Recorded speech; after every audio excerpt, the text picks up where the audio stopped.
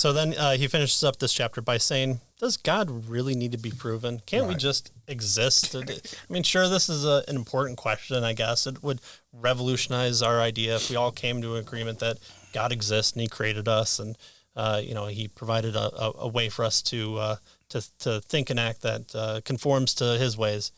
But does it really need to be proven? Right.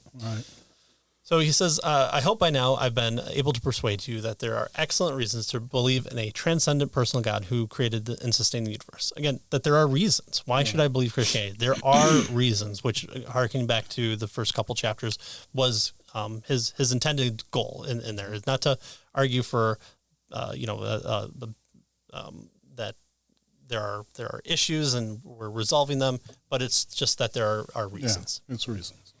So he says, I've argued that we need to acknowledge the reality of God in order to make sense of various things we take for granted and depend on every day: existence, values, morality, reason, mind, and science. Anything else is just completely independent. Yeah. Except that's pretty much everything. That's right. And we could even make the case for the other things that we haven't talked about. But it's worth non-existence. Yeah. But it's worth asking whether any of the arguments that he's given are actually necessary, that they need to be. Right. Do we really need arguments like these as a basis for belief in God? Well, actually, he's going to say no. All right, put the book away. We're done. Right. We're done. Yeah, why'd you write the book then, right?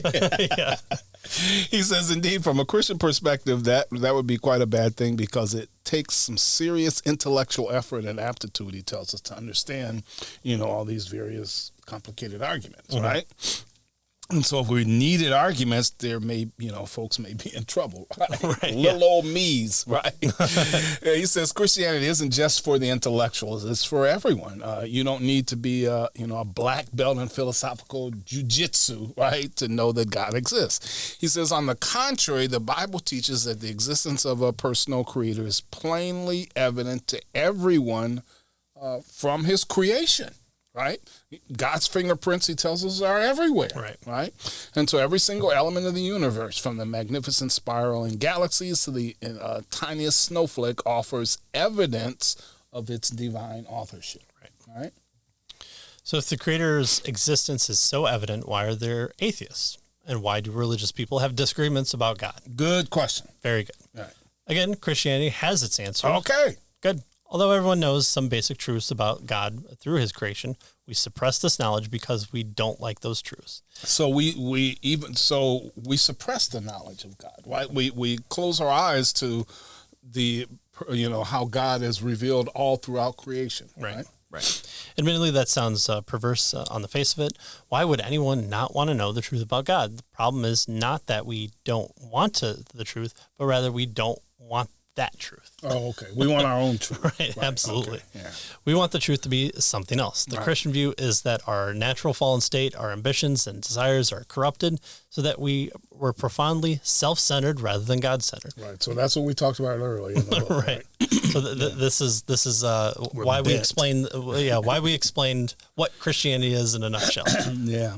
And so he tells us from a Christian perspective, if someone has trouble believing in God, then the problem is internal rather than external and looking at the world, right? He says unbelief isn't due to a shortage of available evidence or reasons. It's not that belief in God doesn't make sense, but on the contrary, as he has attempted to show here, only belief in God makes sense in the end, right? When atheists and agnostics live as though the universe is rational, right, or orderly, as though there are objective moral standards, as though their fellow humans have, real dignity and worth, and as though their own lives have genuine significance, he says they betray their debt to a biblical worldview and unwittingly confirm their dependence on God. Right. In other words, if you were consistent, you would have to say there are no, from an atheistic, naturalistic worldview, there are no moral standards, right? A rock is just a rock. Actions just happen. Lions eat antelopes. I mean, it's just the way things are. There's no, people kill people. That's just what happens, right? There's no moral right or wrong from that particular perspective, right? If you were consistent, there would be no dignity and worth in a person, They're just another object in the universe, right? So, if you are consistent, you would suggest that your life really doesn't have any significance, right? You live, you die, and that's it. And, probably a million years from now, nobody will right. even remember you, right? So enjoy that. Enjoy that. That's right. So by holding to these things, though, as he says here, he's suggesting they unwittingly confirm that they're dependent on God. Right. Their biblical worldview is what they are indebted to. Right. So he goes on to say then, in closing here, that those who claim to be honest skeptics need to apply an honest skepticism to their own hearts, to their own thinking. As the Bible warns, the heart is deceitful above all things. So if the biblical Christian God is true and what he's revealed in his word is accurate, we should be mindful of the things that bring us joy outside of who he is. One of the central tenets of the Christian worldview is that God is there, and he's explained why we should believe that is true. But Christianity is much more than belief in God. It proclaims that God has revealed himself not only in orderliness of the universe, in the natural universe, and in the human conscience, but also in the unique book, the Bible, and in the unique person, Jesus Christ. And why should anyone believe those other things? And that's a question we'll cover in the next one.